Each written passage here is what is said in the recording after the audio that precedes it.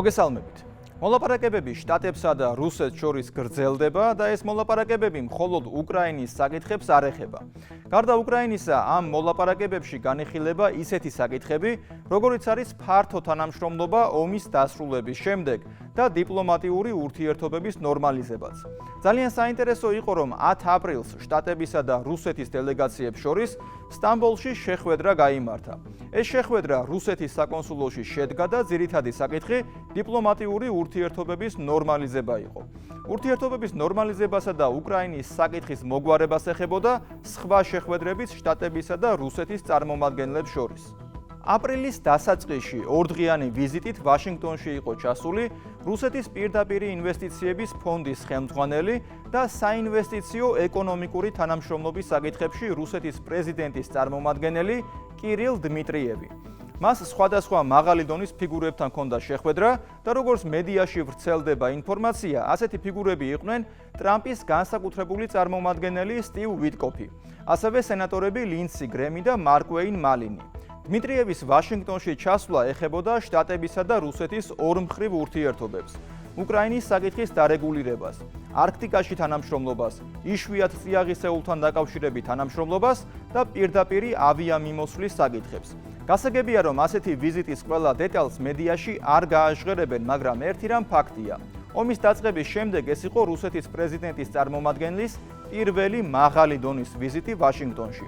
ისიც საინტერესო დეტალია, რომ შემდეგ კირილ დმიტრიევი რამდენიმე ამერიკულ არხზეც მივიდა და ამერიკელი მაყურებლისთვის აღნიშნა, რომ ნატოში უკრაინის გაწევრიანება აბსოლუტურად შეუძლებელია და რომ ეს აზრი ფართოდ მიღებულია, მათ შორის ტრამპის ადმინისტრაციის მიერ.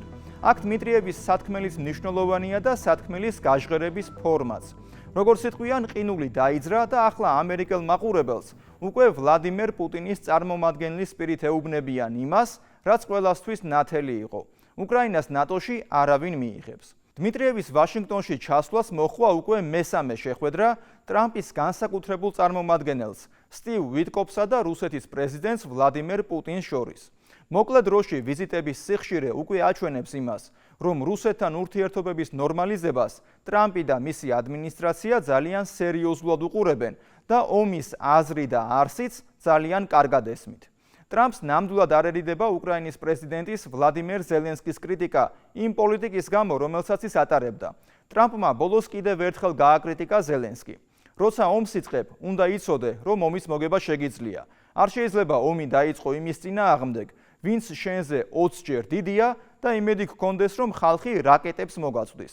ეს ტრამპის სიტყვებია და პირველი, რაც ყურში ხვდება მსმენელს, არის ფრაზა ომის დაწყების შესახებ. ტრამპს არც ამ მხრივ ერიდება რაიმეს თქმა და გასაგებიც არის, რომ მთლიანობაში არა უშუალოდ 2022 წლის ომი, არამედ უკრაინის მთლიანი კონფლიქტის მიზეზი ისევ და ისევ ნატოს გაფართოვება და ნატოში უკრაინის გაწევრიანების საკითხია. მოლაპარაკებების ამ ინტენსივობისა და მნიშვნელობის ფონზე უნდა ვახსენოთ ევროკავშირიც. ევროკავშირი ერთი მხრივ კომიკურად გამოიყურება, მეორე მხრივ ხელის შემშლელის ფუნქციას ასრულებს. ბრიუსელის ბიუროკრატიისა და ევროკრატების კომიკურობის მიზეზი მარტივია. ორ ზესახელმწიფოს შორის მოლაპარაკებები მიმდინარეობს და ისეთ პოლიტიკურ ერთეულს, როგორიც არის ევროკავშირი, ამ მოლაპარაკებებში არანაირი როლი არ აქვს. არც მაგიდასთან ეპატიჟებიან და არც აზრს ეკითხებიან. არადა მოსკოვისა და ვაშინგტონის მოლაპარაკებებში ევროკავშირისა და ევროპის ქვეყნებთან დამოკიდებულების საკითხის რომ დგას, გასაგებია. ბრიუსელის ბიუროკრატია გლობალური დიპსტეითის სრული ზეწოლითა და დირექტივით ხელსას უშლის მოლაპარაკებების პროცესს. ფონ დერ ლაიენი, კაია კალასი, მაკრონი, სტარმერი და სხვები აწყობენ გაუთავებელ შეხვედრებს, სადაც კეთდება ისეთი განცხადებები, რაც არც სამშვიდობო პროცესს უწყობს ხელს და რეალურად არც უკრაინას ეხმარება. აშკარაა, რომ თეთრ სახლში, ოვალურ ოფისში ტრამპთან კამათის შემდეგ ყველამ ღიად დაინახა, რომ პრეზიდენტი ტრამპი მარიონეტ ზელენსკის ხელის გულზე ტარებას არ დაუწყებდა, ისე როგორც ბაიდენის დროს იყო შეჩვეული. ამიტომაც დიპსტეითის მარიონეტმა ევროკრატებმა თავად აიღეს ზელენსკის მფარველის როლი და მართავენ შეხვედრებს შეხვედრებისთვის, სადაც მხოლოდ იარაღის გადაცემასა და უკრაინის გაძლიერებაზე საუბრობენ. ამას აკეთებენ უკვე მეოთხე წელია. 11 აპრილს მსურველების კოალიციის მესამე შეხვედრა გაიმართა ბრიუსელში. შეგახსენებთ, რომ ბრიტანეთის პრემიერმა კիր სტარმერმა და საფრანგეთის პრეზიდენტმა ემანუელ მაკრონმა შექმნეს არაფორმალური შეხვედრების წრე, სადაც ევროკავშირიდან და ნატოდან ისეთ ქვეყნებს ეპატიჟებიან, რომლებიც ბრიუსელის ბიუროკრატიის ნარატივებს იზიარებენ უკრაინასთან მიმართებით. ჩვენ მათ ომის მსურველების კოალიცია დავარქვით. ევროპელი ბიუროკრატები, რომლებიც უკვე მეოთხე წელია საუბრობენ და მხოლოდ საუბრობენ. თითქოს მილიარდებსაც აძლევენ უკრაინას, მაგრამ პრაქტიკული შედეგი არ ჩანს. სწორედ ეს არის Deep State-ის მიზანი, მარიონეტების ხელით უკრაინაში ომის გაწელვა, იმისთვის, რომ რუსეთის სტრატეგიული დასუსტების გეგმაც შესრულდეს და ევროკავშირის ეკონომიკაც ამ გაუთავებელმა ხარჯებმა მოარყიოს. ომის მსურველების კოალიციისა და პუტინისა და ვიტკოფის შეხვედრის შესახებ ნახეთ დათა გვასალიას სიუჟეტი. უკრაინის ქალაქები კვლავ იბომბება. მშვიდობის დამყარებასა და ომის დასრულებაზე ჯერ საუბარი ნაადრევია. რაც უფრო მეტი დრო გადის, მით უფრო მეტი კითხვა ჩნდება. როგორ დასრულდება მეორე მსოფლიო ომის შემდეგ ყველაზე მასშტაბური შეიარაღებული კონფლიქტი ევროპაში და ამ პროცესში დაბნეულობას ყველაზე მეტად დასავლელი ლიდერების, თითქოს შეუთანხმებელი და ურთიერთსაწინააღმდეგო ქმედებები იწვევს. კამერებთან ყველა ომის დასრულების აუცილებლობაზე საუბრობს, მაგრამ მათი მოქმედებები განსხვავებულია. შეერთებული შტატები ტრამპის ხელმძღვანელობით აქამდე გაყინულ დიპლომატიას მიმართავს და ომის მხარეებს პირდაპირ ელაპარაკება. სულ ახლა ხანს ტრამპის მრჩეველი სტივ ვიტკოფი პეტერბურგში იმყოფებოდა, სადაც ვლადიმერ პუტინთან 5 საათიანი შეხვედრა გამართა. შეხვედრის შემდეგ კი განაცხადა. ეს იყო მნიშვნელოვანი შეხვედრა. შეგვიძლია ვთქვათ, რომ ეს იყო ეტაპი, რომლის მიღწევასაც დრო დასჭირდა. პუტინისგან საბოლოოდ მივიღეთ პასუხი, რომ მას სურს მუდმივი მშვიდობის დამყარება და არა ცეცხლის მხოლოდ დროებითი შეწყვეტა. ეს მნიშვნელოვანი ასპექტია. ასეთია ამერიკელების მიდგომა რუსეთ-უკრაინის ომში. მოლაპარაკებები და იმგვარი გარიგების მიღწევა, რომელიც მეტნაკლებად ყველა მხარისთვის მისაღები იქნება, რისთვისაც მხარეებს შორის ინტენსიური საუბარია საჭირო. ამასთან დაკავშირებით სტივ ვიტკოფმა ერთი თვის წინ ტაკერ კარლსონთანაც ისაუბრა. ჩვენ გვინდა რომ ყველა იყოს გარკვეული თვალსაზრისით კმაყოფილი, ასე რომ ჩვენ გვინდა რომ რუსები დაკმაყოფილდნენ გარკვეული თვალსაზრისით. ჩვენ გვინდა რომ უკრაინელები გარკვეულწილად კმაყოფილნი იყვნენ. ჩვენ ევროპელებს ვესაუბრებით. თუმცა ეს მხოლოდ ისტორიის ერთი მხარეა, სადაც შტატები მოლაპარაკებას ცდილობს. ნაკლები იარაღი და მეტი საუბარი. ესაა სტრატეგია, მაგრამ უკრაინა-რუსეთის ომში დაინტერესებულ მხარეს ევროკავშირიც წარმოადგენს, რომელიც შტატებსა და რუსეთს შორის მიმდინარე მოლაპარაკების პარალელურად აქცენტს შეიარაღებაზე აკეთებს და საკუთარი ქმედებებით თითქოს მიზანმიმართულად ხელსაც უშლის შტატების ძალისხმევას ომი საუბრით შეაჩეროს. ევროპელების სტრატეგიაზე პირველმა ურსულა ფონ დერ ლაიენმა ისაუბრა ინგლისში გამართულ მოკავშირეების შეხვედრის შემდეგ. უკრაინა ფაქტობრივად უნდა გადაიქცეს ჯავშნიან ზღარბად, რომელიც ნებისმიერი დამპყრობელისთვის მოუნელებელი იქნება. უკრაინას სჭირდება მშვიდობა ძალის მეშვეობით, ევროპას სურს მშვიდობა ძალის მეშვეობით. უკრაინას უნდა მიეცეს უსაფრთხოების მყარი გარანტიები. შედეგად მსოფლიომ მიიღო მოცემულობა, როდესაც შტატები მოლაპარაკებას ცდილობს რუსეთთან და უკრაინასთან. შტატების ახალი ადმინისტრაცია მთავარ აქცენტს დიპლომატიაზე აკეთებს. ის, რომ მოლაპარაკებებს შტატები საკმაოდ სიფრთხილით ეკიდება და მისთვის უმნიშვნელოვანესია, მოქმედებებითაც ადასტურებს. თეთრმა სახლმა მხარი არ დაუჭირა დიდი შვიდეულის განცხადებას, რომელიც გმობს სუმში უკრაინის შეიარაღებული ძალების სამხედრო მოსამსახურეებზე თავდასხმას. იმ მიზეზით, რომ ის მოლაპარაკებებს აწარმოებს მოსკოვთან და მიაჩნია, რომ მსგავსი ტიპის განცხადებებმა შესაძლოა პროცესი დააზიანოს. შტატების ახალი ადმინისტრაციის სამშვიდობო და დიპლომატიური პოლიტიკის პარალელურად ევროპელები ნაცვლად პროცესში აქტიური მონაწილეობისა გათვლას შეიარაღებაზე აკეთებენ და უკრაინაში მიმდინარე ომის დასრულებაზე საუბრის ნაცვლად ამბობენ, რომ თავადაც ომის სამზადისში არიან. ჯერ მაკრონი და შემდეგ სტარმერი სამხედრო ბაზებზე მიდიან. სამხედროების ფონზე ტრიბუნებს დგამენ და ამბობენ. მინდა გითხრათ, რომ საჰაერო ძალებს რაფალის თვითმფრინავების დამატებითი შეკვეთებით გავაძლიერებთ. ეს დღევანდელი ვითარების გათვალისწინებით აუცილებელია. ასევე ეს ბუნებრივი გადაწყვეტილება უკრაინის მხარდასაჭერად მფრინავთა ძალისხმევის ინტეგრაციის კუთხით. ჩვენ გავზრდით და დავაჩქარებთ რაფალების შეკვეთებს. არავინ იცის რა მოხდება მომავალ თვეებში ან წლებში, რაც მე მინდა ის არის, რომ ვიყოთ მზად. სასიცოცხლოდ მნიშვნელოვანია, რომ ეს სამუშაო შევასრულოთ, რადგან ერთი რამ რაც ზუსტად ვიცით არის ის, რომ თუ შეთანხმება რაიმე საფუძვლის გარეშე გაფორმდება, პუტინი მას აუცილებლად დაარღვევს. ეს ვიცით, რადგან ეს ადრეც მომხდარა და აბსოლუტურად დარწმუნებული ვარ, რომ ეს ისევ მოხდება. ამიტომ, რასაც თქვენ აქ დღეს აკეთებთ, სასიცოცხლოდ მნიშვნელოვანია მშვიდობისა და უსაფრთხოებისთვის მთელ ევროპაში, ჩვენი ნატოს მოკავშირეებისთვის და რა თქმა უნდა, გაერთიანებული სამეფოსთვის. ეს სწორედ ის ლიდერები არიან, რომელთა ინიციატივითაც უკრაინის დახმარების საკითხზე ეგრეთ წოდებული მსურველთა კოალიცია ჩამოყალიბდა. თუმცა მათი მოქმედებებიდან გამომდინარე, მთავარი კითხვაა, რა სურს მსურველთა კოალიციას? უკრაინის დახმარება, რაც ომის დასრულებაში გამოიხატება, თუ უკრაინის დახმარება ომის გაურკვეველი ვადით გასახანგრძლივებლად? სანამ მსურველთა კოალიციის რეალურ სურვილებზე ფაქტებით ვიმსჯელებთ, მანამდე უნდა ითქვას, რომ ამ დროისთვის ისე ჩანს ვითარების სიმძიმეს და სირთულეს რეალურად მხოლოდ ტრამპის ადმინისტრაცია აფასებს. თავად ტრამპი კი პირდაპირ ამბობს სიმართლეს, რომელიც მძიმე მოსასმენია, თუმცა სიმართლეა.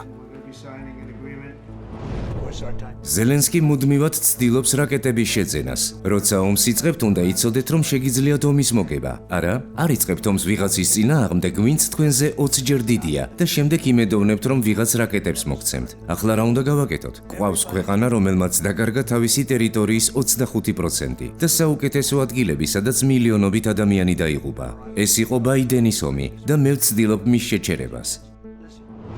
და თუ ომის დაწყებაში ტრამპი კონკრეტულ სახელებს და გვარებს ასახელებს, სულაც არ არის გამორიცხული ომის გახანგრძლივებაზე საუბრისას, პასუხისმგებელი პირების ჩამონათვალში ბევრი ევროპელი ლიდერის სახელიც მოხვდეს. პირველ რიგში სწორედ მაკრონისა და სტარმერის. ჯერ კიდევ 16 მარტს Times-ი წერდა, რომ გაერთიანებული სამეფოს პრემიერ-მინისტრმა კირ სტარმერმა მსურველთა კოალიციის ლიდერებთან შეხვედრაზე უკრაინაში დასავლური სამშვიდობოების კონტინგენტის შესახებ გეგმა წარმოადგინა. Times-ის წყაროების ინფორმაციით, გაერთიანებული სამეფო მზად არის 10,000-ზე მეტი სამხედრო მოსამსახურე გაგზავნოს უკრაინაში.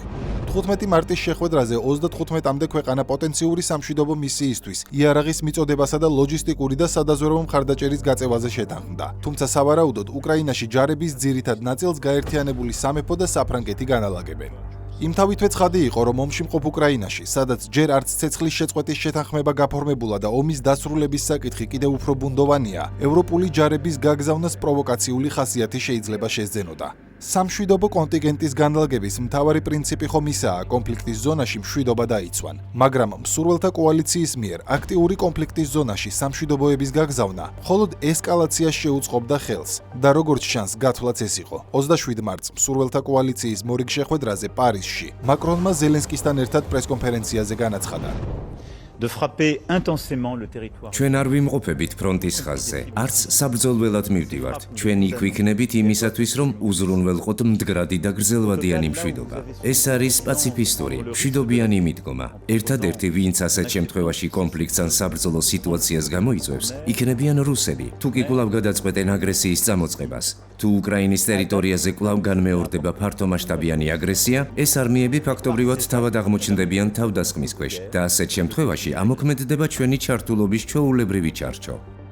რითაც მაკრონმა ფაქტობრივად პირდაპირ აღიარა, რომ აქტიური კონფლიქტის ზონაში ევროპული ჯარების განთავსება მხოლოდ პროვოკაციისთვისაა საჭირო, რათა ამან შესაძლოა ომში ევროპის ან ნატოს ჩართვა გამოიწვიოს, რაც კიდევ ერთხელ ადასტურებს, რომ ევროკავშირის ბიუროკრატია გლობალური ომის პარტიის დაკვეთის შესაბამისად მოქმედებს და არა საკუთარი ხალხის, რომელიც ევროპელ ლიდერებს მშვიდობას სთხოვენ. საფრანგეთშიც ხომ არაერთხელ გამართულა საპროტესტო გამოსვლები, რითაც საზოგადოება უარს ამბობდა უკრაინაში ევროპული ჯარების გაგზავნაზე.